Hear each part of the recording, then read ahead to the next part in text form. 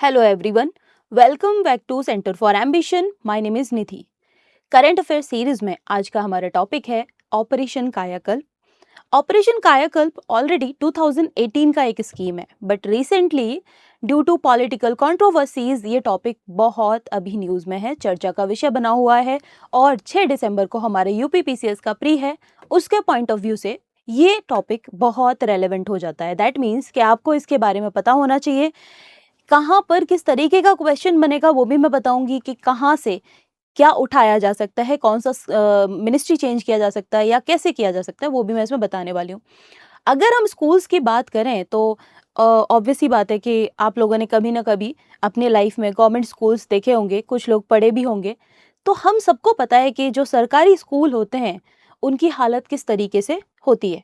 Building तो होती है, बट बिल्डिंग में सिर्फ स्टूडेंट्स का एनरोलमेंट ही इम्पॉर्टेंट नहीं है. तो इसके अलावा हमारे लिए क्या इम्पॉर्टेंट है? हमारे लिए इम्पॉर्टेंट है कि उन जो बच्चे जो स्टूडेंट्स इनरोल हो रहे हैं उनके पास जो हम एजुकेशन दे रहे हैं उस एजुकेशन के साथ साथ हम उनको और बेटर अपॉर्चुनिटीज़ क्या प्रोवाइड कर सकते हैं. लाइक सेपरेट वॉशरूम है क्या, जो उनके लिए सैनिटेशन जैसा बेसिक नॉर्म है वो कैसा है. इसके अलावा जो बेसिक एमिनिटीज़ के नाम पे हम उनको किस तरीके की सुविधाएं दे रहे हैं. क्योंकि अगर माइंड्स को अगर बेटर तरीके से ट्रेन करना है, यानी कि एक स्कूल टाइम से बच्चे को ट्रेन करना है आगे के लाइफ के लिए, उसको देश का भविष्य बनाना है, तो उसके लिए बेसिक एजुकेशन अच्छी होना बहुत इम्पॉर्टेंट है. यानी कि सिर्फ बिल्डिंग बना देना इम्पॉर्टेंट नहीं है, उसके साथ साथ वहाँ के जो बेसिक एमिनिटीज़ हैं उन सब पे ध्यान देना बहुत ज़रूरी है.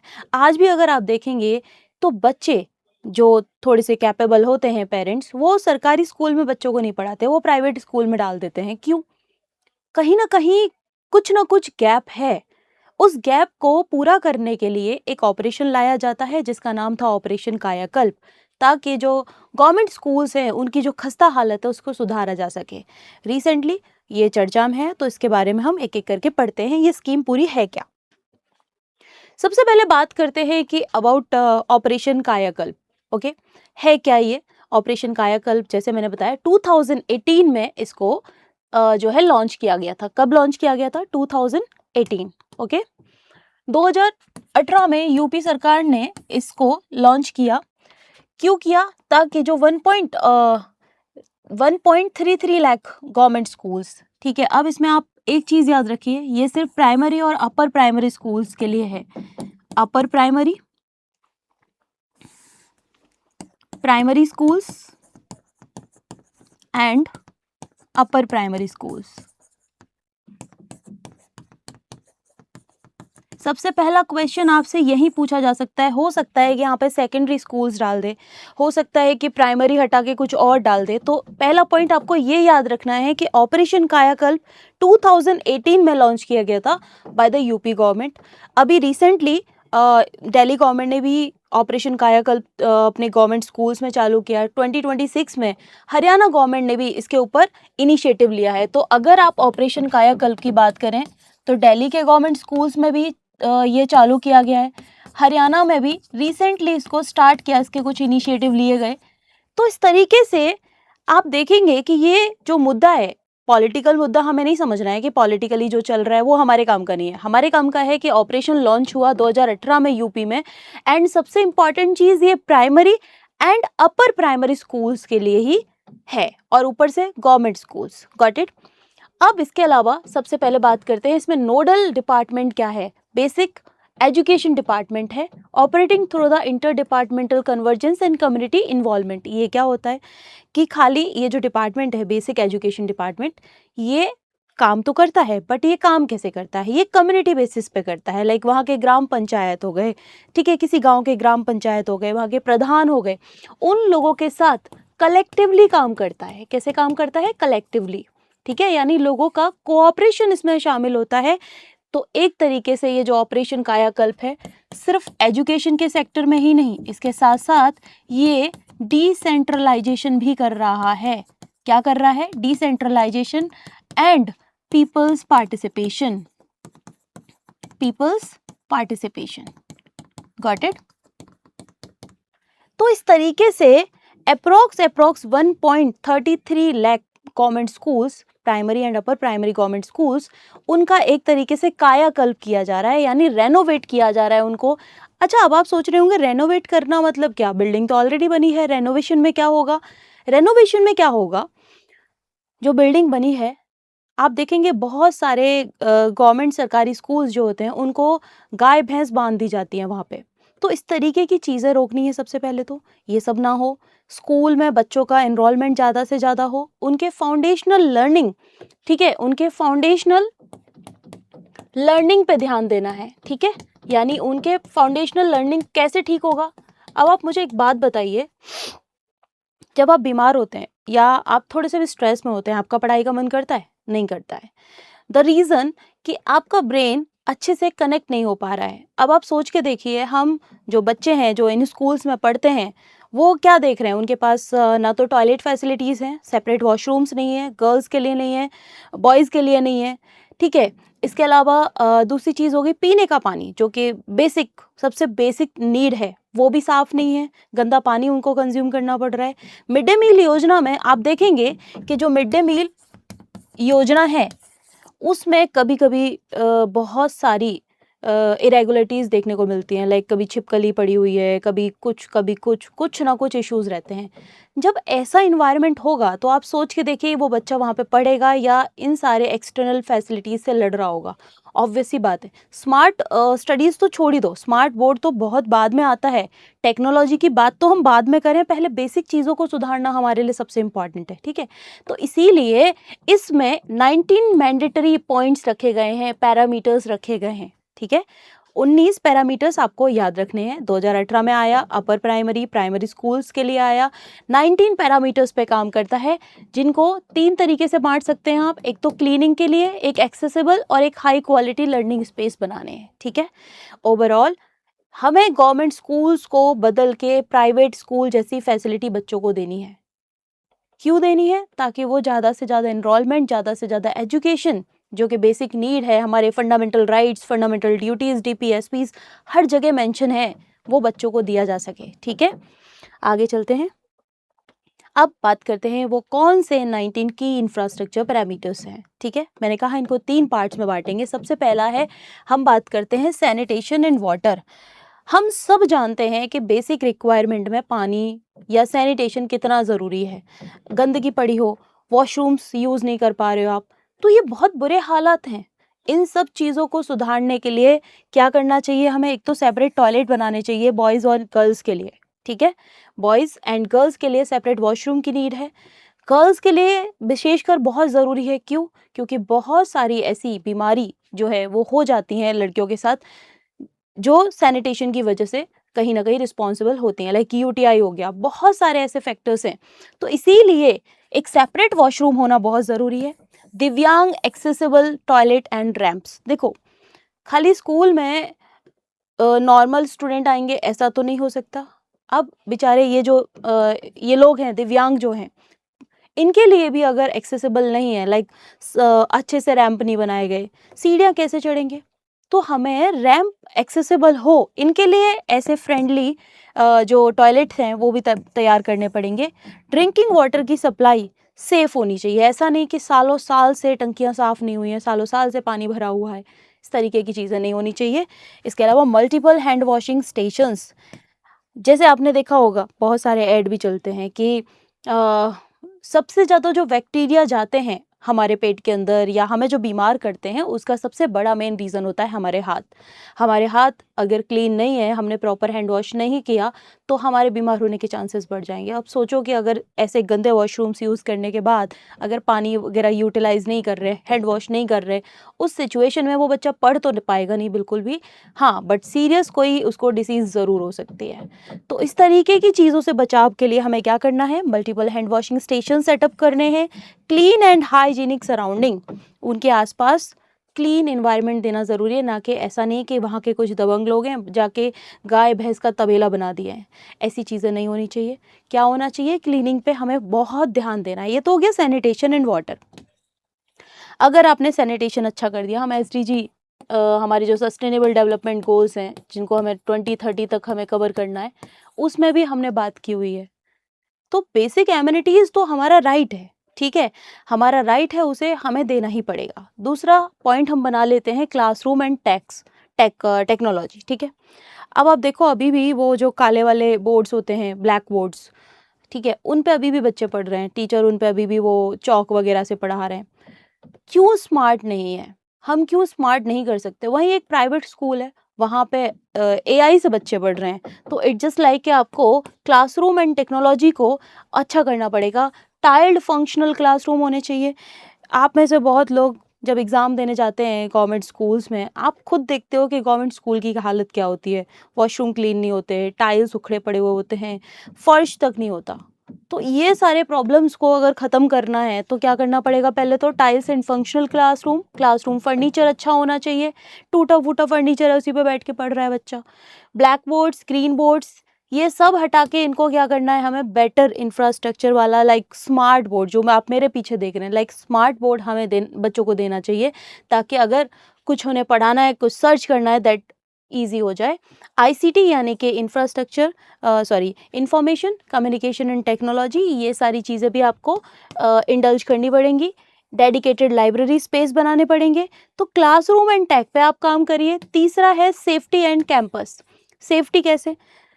सेफ्टी ऐसे कि कुत्ता घुस आया, गाय घुस आई, मतलब कुछ भी, कोई भी आ रहा है। और अगर हम थोड़ा-सा ट्राइबल एरियाज़ में स्कूल्स की बात करें तो वहाँ तो स्थिति और खतरनाक है। तो इन सारी चीज़ों से बचाव करने के लिए सबसे पहले तो gated boundary, walls and swings. दूसरा हो गया functional electrification and functions, hygiene, kitchen और campus greenery, garden waste management and playgrounds. देखो बच्चों को खेलने के लिए भी उनके ब्रेन डेवलपमेंट के लिए हमें प्लेग्राउंड सेटअप करने चाहिए ताकि वो खेलें, ठीक है। उनके बेटरमेंट के लिए जो एक प्राइवेट स्कूल कर सकता है, वो गवर्नमेंट स्कूल्स में क्यों नहीं पॉसिबल है? पॉसिबल है अगर उस चीज़ पे ध्यान दिया जाए। बट एक चीज़ और है, सरकार कितने भी एफर्ट्स डाल ले, अगर ये एफर्ट्स को कंटिन्यू करना है तो कहीं न कहीं विजिलेंटे बहुत ज़रूरी है, विजिलेंस बहुत ज़रूरी है, अकाउंटेबिलिटी बहुत ज़रूरी है। अकाउंटेबिलिटी बहुत ज़रूरी है। और ये अकाउंटेबिलिटी लेगा कौन? ये अकाउंटेबिलिटी लेनी पड़ेगी गवर्नमेंट को, प्लस कम्युनिटी पार्टिसिपेशन चाहिए इसके लिए, ठीक है। ओके, आगे चलते हैं। अब बात करते हैं कि इंटर डिपार्टमेंटल कन्वर्जेंस इसमें कैसे काम कर रहा है। ये कौन से मॉडल पे काम करता है? Inter departmental convergence model. That means कि यहाँ पे पूरा काम सरकार नहीं करेगी, जैसे मैंने स्टार्टिंग में बताया, ये पूरा काम सरकार का नहीं है, सरकार नहीं कर सकती और सरकार के लिए पॉसिबल भी नहीं है, ठीक है। अब इसमें कौन लोग शामिल किए जाएंगे? इस पे ग्रास रूट लेवल पे लोग शामिल किए जाएं, ठीक है। जैसे कि सबसे पहले core institutional setup, basic education department क्या कर रहा है? School level execution, pedagogical integration and overall policy directions. Panchayati Raj institutions क्या करेंगे? यहाँ पे पीआरआईज, आपके पंचायत आ गए, ठीक है। एक तो गवर्नमेंट बॉडी हो ही गई, दूसरे पंचायत आ गए। अब ये पंचायत क्या करेंगे? यहाँ पे जो ब्लेज लेवल पे फंड्स है, like 15th finance commission, state finance commission ने भी बोला हुआ है कि जो ग्रांट्स देना चाहिए वो सिविल इंफ्रास्ट्रक्चर के लिए इनको ग्रांट दो, पंचायत को आप ग्रांट दो, वो भी सिविल इंफ्रास्ट्रक्चर के लिए, ताकि वो इंफ्रास्ट्रक्चर को बिल्ड करने में हेल्प कर सके, ठीक है। तीसरा हो गया रूरल डेवलपमेंट डिपार्टमेंट। ये क्या करेगा? ये अब ये जो काम होना होगा वो कैसे होगा? सरकार तो काम करने आएगी नहीं, सरकार को चाहिए लेबर यानी कि वर्कर्स चाहिए, तो वो कहाँ से आएंगे? एमजी नरेगा जो कि अभी चेंज हो गया है बीबीजी रामजी स्कीम से, ठीक है। तो यहाँ पे इस तरीके से लोगों का कोऑर्डिनेशन बहुत इंपॉर्टेंट है। जब लोग इसमें पार्टिसिपेट करेंगे, उनको लगेगा कि अरे यार हमारे गांव का स्कूल जो है, प्राइमरी स्कूल जिसे हम कहते हैं, वो अब स्मार्ट बन रहा है, तो थोड़े मिडिल क्लास लोग भी क्या करेंगे? अपने बच्चों को यहाँ पे भेजेंगे, ठीक है। अपने बच्चों को यहाँ पे भेजेंगे तो और बेटर इंफ्रास्ट्रक्चर डेवलप करने की चांसेस बढ़ जाएंगे। ओके, लोगों को इंडल्ज करना बहुत ज़रूरी है। दूसरा हो गया मॉनिटरिंग एंड लोकल गवर्नेंस। देखो मॉनिटरिंग नहीं की जाए ना किसी चीज़ की, आप एक पौधा लगाइए, अगर आप टाइम पे पानी नहीं देंगे तो पौधा सूख जाएगा। ये स्कीम सेम है। अगर इस स्कीम पे ध्यान नहीं दिया गया, 2018 में लॉन्च की गई थी, कहने को तो 96% स्कूल्स बहुत बेटर कर चुके, 96% स्कूल्स, बट ग्राउंड रियलिटी शायद अलग है, बहुत अलग है। तो अगर उस ग्राउंड रियलिटी को और इस 96% के आंकड़े को टच करना है ना, तो उसके लिए क्या चाहिए? Monitoring, local governance. कैसे? डिस्ट्रिक्ट एडमिनिस्ट्रेशन या डीएम जो होते हैं वो क्या करें, एक स्टीयरिंग कमेटी सेटअप करें, इंटर डिपार्टमेंटल सिनर्जी सेटअप करें और प्रोग्रेस को ट्रैक करें। ठीक है, प्रोग्रेस को ट्रैक करिए, बच्चों से बात करिए। देखिए आज भी एक जो रिपोर्ट के अकॉर्डिंग टू अ रिपोर्ट 60% बच्चे ऐसे हैं जो 8th क्लास में हैं but still they can't read, they can't right, they can't speak 3rd और 4th क्लास का सिलेबस जो भी है, यानी कि तीसरी और चौथी कक्षा में जो उनको पढ़ाया जा रहा है एक 8th क्लास का बच्चा वो नहीं समझ पा रहा है, और ये आंकड़ा अप्रॉक्स 60% है। तो ये एक कंसर्निंग सिचुएशन है, और ये किसी पर्टिकुलर एक स्टेट के बारे में नहीं है, it's not about UP, it's about all over the India. जितने भी गवर्नमेंट स्कूल्स हैं ये उन सब के लिए है। ठीक है, तो मॉनिटरिंग एंड लोकल गवर्नेंस बहुत इंपॉर्टेंट है, ग्राम पंचायत एंड कम्युनिटीज़ का पार्टिसिपेशन इंपॉर्टेंट है, और एक पोर्टल बनाया गया था इसमें, प्रेरणा पोर्टल। ठीक है, एक पोर्टल बनाया गया है प्रेरणा पोर्टल, आप याद रखिएगा, ये आपके लिए इंपॉर्टेंट हो जाता है प्री के पॉइंट ऑफ व्यू से। कौन सा पोर्टल है? प्रेरणा पोर्टल है। यहाँ पे क्या है कि जो जीआई बेस्ड टैगिंग होती है, लाइक लोकेशन वगैरह आप डालिए, ये पर्टिकुलर स्कूल है, यहाँ पे ये चीज़ कराई गई, और ये आप टैग करके डाल दीजिए। तो ये क्या है, एक तरीके से सोशल ऑडिट भी हमें स्ट्रॉन्ग करना पड़ेगा। आप एक शब्द लिख सकते हैं इसमें, सोशल ऑडिटिंग बहुत ज़रूरी है। सोशल ऑडिटिंग में और आप जैसे लोग भी जाके अगर चेक करें कि जो डाला गया है वो कितना सच है, तो इससे और जो डिपार्टमेंट है वो क्या हो जाएगा, जागरूक हो जाएगा, रिस्पॉन्सिबल हो जाएगा, अकाउंटेबल हो जाएगा। ये जो शब्द हम पढ़ते हैं ये सिर्फ ऐसे ही नहीं है, इनका इम्प्लीमेंटेशन होगा। अब जैसे मैंने बोला कि according to reports 96% infrastructure saturation हो चुका है। अब ग्राउंड रिपोर्ट अगर जाननी है तो उसके लिए सोशल ऑडिटिंग बहुत ज़रूरी हो जाएगी। माइलस्टोन अचीव 1.32 लाख स्कूल्स, वो भी प्लस में है। ये इतने लाख स्कूल जो हैं रेजुविनेटेड हो चुके हैं, यानी कि 96% सैचुरेशन हो चुका है ऑल 19 एसेंशियल पैरामीटर्स में फ्रॉम 36%, यानी कि इनिशियली इट वाज 36%, बट अभी हम कहाँ पहुँच गए, 96% पे पहुँच गए। ठीक है, तो ये इनका कहना है। आगे चलते हैं। 11,000 से ज़्यादा कोर मोबिलाइज्ड हो चुके हैं, लाइक यहाँ पे achieved through strategic financial convergence, state finance commission, 15th finance commission, ठीक है, disaster management fund, sorry district management fund और CSR। ठीक है, इन सब के थ्रू जो है कहीं ना कहीं फाइनेंशियल एक्टिविटीज़ जो स्ट्रॉन्ग की गई हैं वो भी काफ़ी स्ट्रेंथन हुई हैं। इसके अलावा 2 करोड़ से ज़्यादा स्टूडेंट्स कह सकते हैं हम, यानी 2 करोड़ से ज़्यादा स्टूडेंट्स को फ़ायदा पहुंचाया गया, लाभ मिला इस स्कीम का, यानी कि significant increase in enrolment, attendance and retention specially among girl students. इनका कहना है कि 2 करोड़ से ज़्यादा स्टूडेंट को बेनिफिट हुआ है, यानी कि इनरोलमेंट इंक्रीज़ हुए हैं, और स्पेशली गर्ल्स चाइल्ड के केस में, क्योंकि लड़कियों के लिए अगर आप थोड़ी सी रिपोर्ट्स देखेंगे जाके तो ऑथेंटिक सोर्स जो है वहाँ से, तो उन रिपोर्ट्स के हिसाब से ऐसे बहुत सारे ब्लेजेस, ऐसे बहुत सारे जो गांव हैं वो अभी भी पिछड़े हुए हैं कि वहाँ पे लड़कियों को वॉशरूम यूज़ करने के लिए अपने घर वापस आना पड़ता है। मतलब स्कूल में वॉशरूम टॉयलेट फैसिलिटीज़ नहीं है, तो इस वजह से क्या होता है कि एक टाइम के बाद लड़कियां स्कूल छोड़ने के लिए मजबूर हो जाती हैं। तो अब आप खुद सोचिए कि प्राइमरी लेवल पे स्कूल्स को स्ट्रॉन्ग करना कितना ज़रूरी है, इनका इंफ्रास्ट्रक्चर कितना ज़रूरी है। और सबसे बड़ी चीज़ पता है क्या है इसमें, कि सिर्फ आप इंफ्रास्ट्रक्चर पे फोकस मत करिए, आप सिर्फ इंफ्रास्ट्रक्चर पे फोकस मत करिए, इसके रिटेंशन पे फोकस करिए, कितना ये काम मेंटेन हो पा रहा है इस पे आप फोकस करिए। ठीक है, आगे चलते हैं। अब मेजर पॉलिसीज़ कुछ पढ़ लेते हैं, क्योंकि पूछी जाती हैं। देखो सबसे पहले तो न्यू एजुकेशन पॉलिसी आपको पता है 2020 में आई थी, इससे आप इसको कोरिलेट कर सकते हैं, क्योंकि ये जो पॉलिसी आई गई थी इसका मतलब ही था कि holistic and inclusive education provide करवाना, यानी child friendly, accessible, safe physical learning space हमें प्रोवाइड करने हैं। निपुण भारत ये फाउंडेशनल लिटरेसी एंड न्यूमरेसी बताती है। ठीक है, और इस निपुण भारत की ही रिपोर्ट के हिसाब से अभी भी 90% ही गर्ल्स को स्कूल्स में वॉशरूम फैसिलिटीज़ अवेलेबल हैं। इनके हिसाब से ही अप्रोक्स 85% स्कूल्स ऐसे हैं जहाँ पे सिर्फ 85% स्कूल ऐसे हैं जहाँ पे अभी बेसिक वाटर फैसिलिटीज़ प्रोवाइड की गई हैं, यानी कि 15% का अभी भी गैप है। ठीक है, तो फाउंडेशनल लर्निंग एंड न्यूमरेसी वाला जो मैंने इससे पहले बताया है कि इनके ही रिपोर्ट के हिसाब से क्लास 8th का बच्चा क्लास 3rd एंड 4th की चीज़ें नहीं समझ पा रहा है, इनकी ही रिपोर्ट है। तो आप समझोगे कि निपुण भारत जो है उसके साथ भी हमारी रेलेवेंसी है। दूसरा, समग्र शिक्षा, आपको पता होगा कि एक स्कीम चलती है समग्र शिक्षा करके, इसका मेन एम होता है कि ओवर आर्किंग स्कूल स्कीम्स, ठीक है, यानी कि फाइनेंशियल ग्रांट्स प्रोवाइड करवाना और मेंटेनेंस जैसी चीज़ें जो स्कूल में होनी है उनको और अच्छा करना, ठीक है।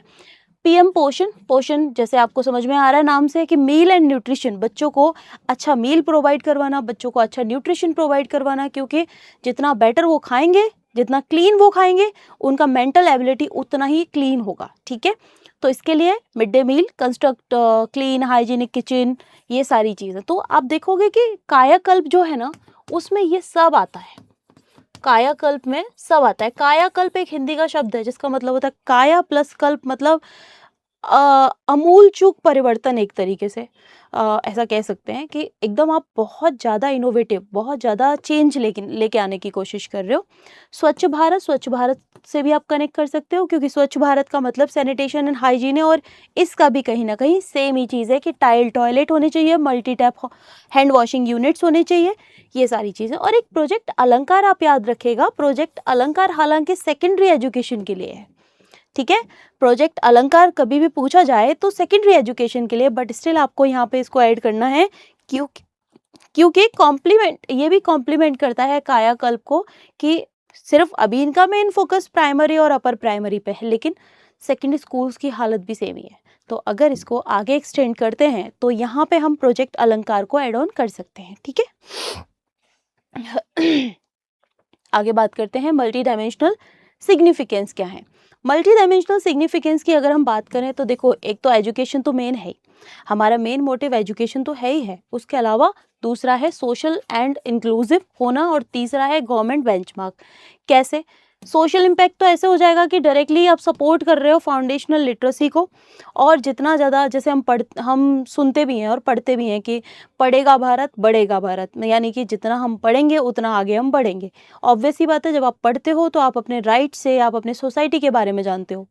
एक पढ़ा लिखा होना एक नेशन बिल्डिंग में बहुत रोल प्ले करता है। तो हमारा ह्यूमन रिसोर्स जितना पढ़ेगा उतना बेटर होगा, यानी कि नेशन बिल्डिंग में ये उतना ही पार्टिसिपेट कर पाएगा।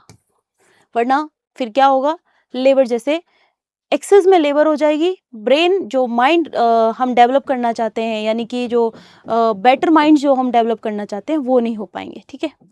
तो इसके अलावा gender sensitive sanitation keeps girls in schools, क्योंकि ऑलरेडी आप देखेंगे कि डिस्क्रिमिनेशन की वजह से लड़कियों को पढ़ाया नहीं जाता, स्पेशली रूरल एरियाज़ में तो बहुत ज़्यादा इश्यूज़ रहते हैं, प्रॉब्लम्स रहती हैं। तो अगर लड़कियों को पढ़ाने के लिए अगर वहाँ पे सेपरेट वॉशरूम, ये सारी चीज़ें, बेसिक चीज़ें अगर प्रोवाइड करवाई जाएंगी तो कहीं ना कहीं जेंडर इनइक्वलिटीज़ जो है उसको ख़त्म किया जा सकेगा, और विमेन यानी कि जो बच्चियाँ हैं छोटी छोटी वो भी आगे पढ़ेंगी, ठीक है। तो उनको आगे पढ़ने दिया जाएगा। इसके अलावा जो दिव्यांग चिल्ड्रन हैं, जो बेचारे इस तरीके के बच्चे हैं, ऑलरेडी उनको मेन स्ट्रीम से बाहर किया जाता है, उनके साथ डिस्क्रिमिनेशन होता है। अगर इस तरीके की फैसिलिटी प्रोवाइड करवा दी जाए, उनके लिए एक्सेसिबल हो जाए चीज़ें, तो वो भी कहीं ना कहीं इस चीज़ में पार्टिसिपेट कर सकते हैं। तीसरा है गवर्नेंस बेंचमार्क, यानी inter departmental convergence, decentralise gram panchayat action, optimal utilisation of public funds. अब बात करते हैं कि चैलेंजेस क्या हैं। अगर हम इसके चैलेंजेस की बात करें कि इसमें चैलेंजेस क्या आते हैं, सबसे पहले इंफ्रास्ट्रक्चर वर्सेस आउटकम।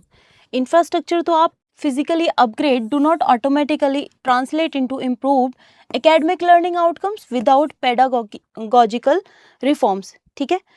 देखो, सिंपल सी बात है कि आप इंफ्रास्ट्रक्चर कितना भी अच्छा बनवा दो, अगर टीचर अकाउंटेबल नहीं होंगे, क्योंकि बहुत सारे लोग, मतलब ये हार्श रियलिटी यही है कि बहुत सारे लोग टीचिंग की जॉब तो करना चाहते हैं, टीचर बनना तो चाहते हैं, लेकिन पढ़ाना नहीं चाहते। तो ये अकाउंटेबिलिटी कैसे आप बनाओगे ना, रिस्पॉन्सिबिलिटी कैसे क्रिएट करोगे, लोगों को अकाउंटेबल होना कैसे सिखाओगे ना। इंफ्रास्ट्रक्चर वर्सेस आउटकम, ये सबसे बड़ा डिलेमा है।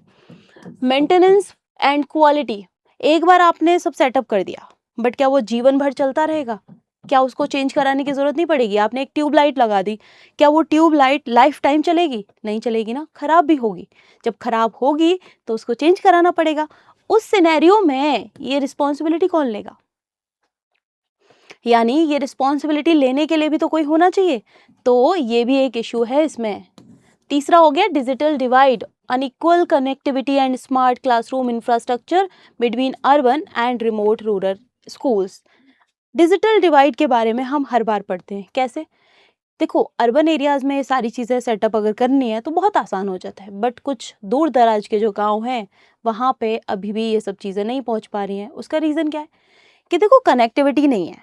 यानी कि फाइबर लाइन आपने सुनी होगी, गांव में वाईफाई के लिए डाली जा रही थी, लाइन तो डल गई है, बहुत सारे गाँव में लाइन तो डल गई है, बट वाईफाई अभी भी नहीं चलता।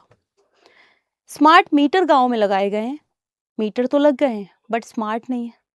स्मार्ट इन व्हाट सेंस कि वो काम नहीं करते, यूनिट्स कैलकुलेट नहीं करते। क्यों? ना तो लोग अकाउंटेबल है, ना गवर्नमेंट अकाउंटेबल है। तो इस तरीके की कुछ चीज़ें जो हैं, डिजिटल डिवाइड हो गया, ये सब बहुत ज़्यादा जो है इसको ख़त्म करना ज़रूरी हो जाता है। टीचर अवेलेबिलिटी, ऑलरेडी हमारे यहाँ पे टीचर्स अवेलेबल नहीं है। लाइक रेशियो अगर आप देखेंगे ना टीचर्स और स्टूडेंट्स का, वो बहुत ज़्यादा है। तो कहीं ना कहीं अगर टीचर है भी तो क्वालिफाइड टीचर नहीं है। क्वालिफाइड मतलब जो उन्होंने एग्ज़ाम क्वालिफाई किया उससे मतलब नहीं है, मतलब वो चीज़ पढ़ा ही नहीं पा रहे हैं, वो एआई समझा ही नहीं पा रहे हैं बच्चों को, वो मॉडर्न टेक्नोलॉजी के साथ अपने आप को अपडेट ही नहीं कर पा रहे हैं। ठीक है, मान लीजिए कोई टीचर है जो 2005 या 2006 में जो है लगा होगा, ज्वाइन किया होगा, बट उसको एआई नहीं पता, उसको टेक्नोलॉजी नहीं आती, तो ऐसा टीचर बच्चों को कैसे पढ़ा सकता है ना। लिमिट इंफ्रास्ट्रक्चर यूटिलिटीज़, तो उनको ऑपरेट करना ही नहीं आ रहा है, कैसे करेंगे? ये भी एक बहुत बड़ा हर्डल है। आगे चलते हैं। सोल्यूशन क्या होना चाहिए? सोल्यूशन तो यही होना चाहिए कि आउटकम फोकस करो, यानी कि एक ऐसा कमेटी या ऐसा कोई कुछ आपको सेटअप करना पड़ेगा कि जो कंटिन्यूस उसको देखता रहे। ये आप चाहें तो डीएम की रिस्पॉन्सिबिलिटी बना दीजिए या फिर पंचायत की रिस्पॉन्सिबिलिटी बना दीजिए, यानी आपको कुछ ना कुछ सोशल ऑडिटिंग के लिए करना पड़ेगा। लाइक हर 3 महीने में आप ऑडिटिंग कर रहे हैं, हर 6 महीने में कर रहे हैं, आपको कुछ ना कुछ अकाउंटेबिलिटी या टाइम फ्रेम सेट करना पड़ेगा। दूसरा हो गया टीचर कैपेसिटी अच्छी कीजिए। ठीक है, यानी टीचर को और हमें उसकी एबिलिटीज़ जो है स्ट्रेंथन करनी पड़ेंगी ताकि वो जो पढ़ा रहे हैं वो बच्चों के लिए कितना बेनिफिशियल है, ये चीज़ जो है अच्छे से क्लियर हो सके। थर्ड पार्टी ऑडिट्स, जैसे मैंने बताया, थर्ड पार्टी ऑडिट्स कराना क्यों ज़रूरी है? गवर्नमेंट बॉडीज़ अगर ऑडिट करेंगे तो वो तो गवर्नमेंट के फेवर में बात करेंगे, क्योंकि कोई भी ब्लेम नहीं लेना चाहता, लाइक कोई अकाउंटेबिलिटी नहीं लेना चाहता। उस अकाउंटेबिलिटी को स्ट्रेंथन करने के लिए थर्ड पार्टी ऑडिटिंग बहुत इंपॉर्टेंट हो जाती है। ठीक है, इसके अलावा कम्युनिटी ड्राइव बहुत इंपॉर्टेंट है। कम्युनिटी का रोल ऑलरेडी हम बहुत बार बात कर चुके हैं कि कम्युनिटी का रोल बहुत इंपॉर्टेंट है। अब मैंने आपके लिए एक रखा है मेंस का प्रैक्टिस क्वेश्चन। ठीक है, अब आपको लिखना क्या है इसमें वो बता देती हूँ। क्वेश्चन है, improving school infrastructure is necessary, ठीक है, but not sufficient for achieving quality education. आपको याद है ये जो मैंने अभी जस्ट आपको चैलेंजेस बताए, यही सबसे बड़ा जो मेन है इस क्वेश्चन का, वो आपको लिखना है यहाँ पे। ठीक है, मतलब वो आप इंफ्रास्ट्रक्चर डेवलप कर रहे हो बट आप क्या अचीव नहीं कर पा रहे? क्वालिटी एजुकेशन अचीव नहीं कर पा रहे। क्रिटिकली इसको एग्जामिन करना है, इस स्टेटमेंट को, इन कॉन्टेक्स्ट ऑफ ऑपरेशन कायाकल्प एंड न्यू एजुकेशन पॉलिसी। सबसे पहले तो आप ऑपरेशन कायाकल्प और न्यू एजुकेशन पॉलिसी दोनों में से किसी एक से अपना इंट्रो स्टार्ट कर सकते हैं, या दोनों को भी आप किसी भी तरीके से जो है एड ऑन करके एक बढ़िया सा इंट्रो बनाइए। ठीक है, इसके लिए आप इंट्रो तैयार कीजिए जिसमें आप न्यू एजुकेशन पॉलिसी या फिर ऑपरेशन कायाकल्प का कुछ बता सकते हैं। ठीक है, ऑपरेशन कायाकल्प का मोटिव ऐड कर सकते हैं, या फिर आप कोई रिसेंट का बहुत बढ़िया सा किसी रिपोर्ट का एग्जाम्पल देके यहाँ पे समझा सकते हैं। और याद रखिए, जब भी आप डेटा लिखते हो ना, उस डेटा का रिसोर्स क्या है यानी सोर्स क्या है, ये हमेशा मेंशन कीजिए। Like according to NITI Aayog, या फिर अकॉर्डिंग टू निपुण नीति आयोग हो गया, या निपुण वाली मैंने जो अभी स्कीम बताई आपको, वो इससे आप स्टार्ट कीजिए। इसके बाद आप क्या करेंगे? इसके बाद आप बताएंगे कि क्यों ये इंफ्रास्ट्रक्चर अकेला इम्पॉर्टेंट नहीं है। तो आप इसमें लिखिए क्या? चैलेंजेस, फिर आप दीजिए एक पॉजिटिव में वे फॉरवर्ड। वे फॉरवर्ड के बाद आप एक कंक्लूजन लिख दीजिए जिसमें आप समराइज करेंगे थोड़ा पॉजिटिव नोट पे, ठीक है, कि भले इसमें प्रॉब्लम्स हैं, भले इसमें इश्यूज हैं, बट हमें एक क्वालिटी एजुकेशन के लिए हमें क्या करना पड़ेगा, कम्युनिटी पार्टिसिपेशन स्ट्रॉन्ग करना पड़ेगा, अकाउंटेबिलिटी होल्ड करनी पड़ेगी, अकाउंटेबिलिटी सेट करनी पड़ेगी। इस तरीके से आप इसको सेटअप कर सकते हैं, ठीक है। अच्छा, ये क्वेश्चन आधा ही छपा है, ठीक है। ऑपरेशन कायाकल्प, अब देखो इसमें ना कुछ ऑप्शंस थे, लाइक कुछ ऐसा होगा, ठीक है, चलो फिर भी समझते हैं कि ऑपरेशन कायाकल्प का जो हमने अभी पढ़ा उसमें क्या क्या था। पहला है launch by the UP government for school infrastructure, सही बात है।